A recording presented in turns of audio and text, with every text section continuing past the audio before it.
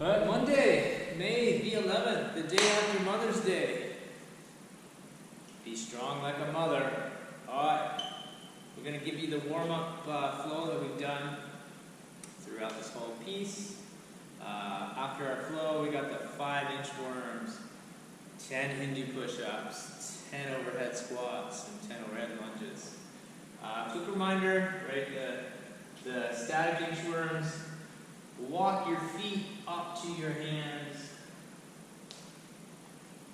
Right, so here, don't walk backwards with your hands. Walk your feet up to your hands.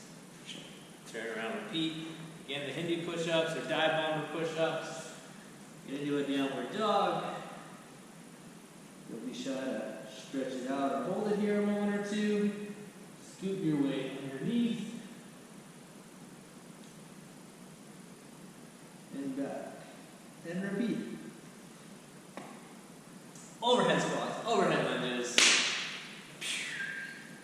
You guys know the drill, right? Just remember though, if you are holding something overhead, making sure that you're stacked over the shoulders and through the feet, not holding it out in front.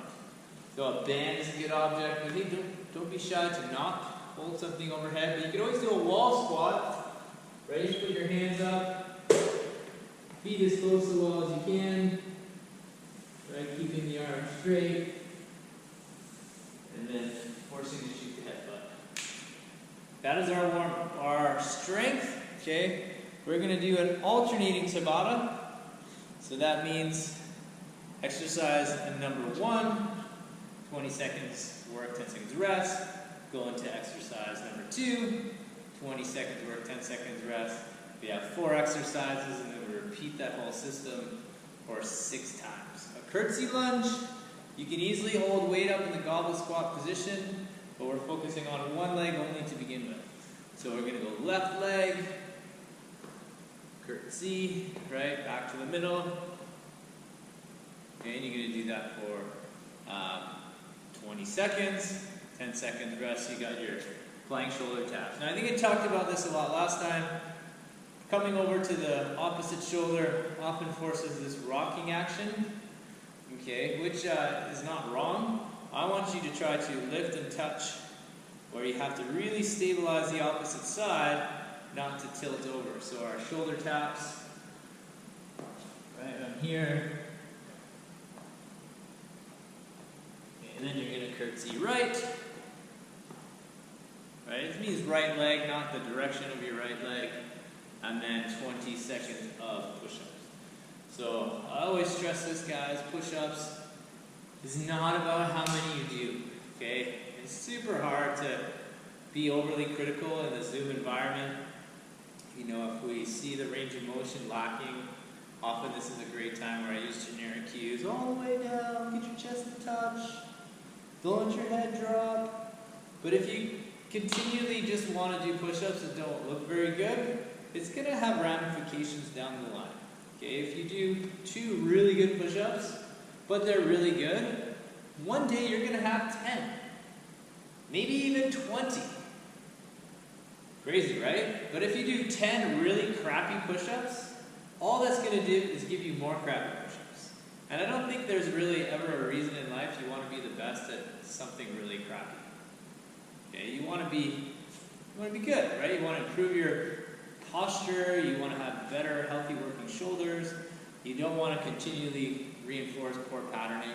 And better yet, you don't want to do so many that it's super hard to change your habits. So think about that in the push-ups. So if you're doing a couple push-ups every 20 seconds, it's not a loss. But things we look for is on the way down, you have to come forward. Chest needs to touch. Lock out the elbows. Okay, see a lot of head dropping. Okay, how is your chest ever going to touch if your head has dropped? It's impossible. So try to gauge for those that you know that may be you. Maybe you look slightly forward. Try to draw your head back, but more importantly, come over the shoulders to help draw the shoulder blades down. Right. That would be our Tabata. For the work on Monday, Our workout is 5 rounds with a minute rest in between each set. Primarily, that minute rest is obviously, 1 minute isn't going to change a lot as far as recovery goes. But what it should do is give you a better opportunity to do your sets unbroken. So they go 20 single leg deadlifts. Oh, everyone's waving at me today. It's Sunday and it's beautiful and it's Mother's Day. Hopefully you guys are outside too. We got single leg deadlift. Okay, a single leg deadlift is not a single leg RDL. So if I had 2 kettlebells or 2 dumbbells, it would be nice, because what I would be doing here is I would touch. It's kind of hard to get that. Balance point, because in this scenario, which I think most of you guys have the one weight, maybe you don't alternate. Okay, so maybe we're just here. You're gonna do a set of 5. So you could switch. Okay, in this case, I'm doing, if you guys know, this is not a unilateral move. This is an ipsilateral move. I'll do 5.